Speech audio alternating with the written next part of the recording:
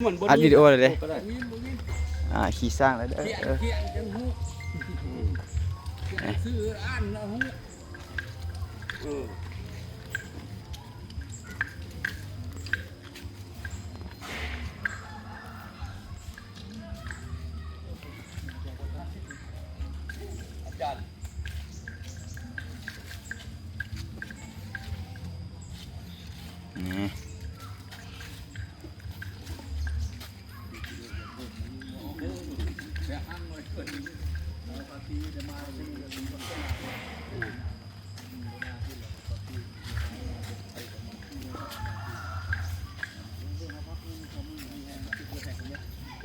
ซึมเรื่องซึมปรดีที่เอาโชคเอาใส่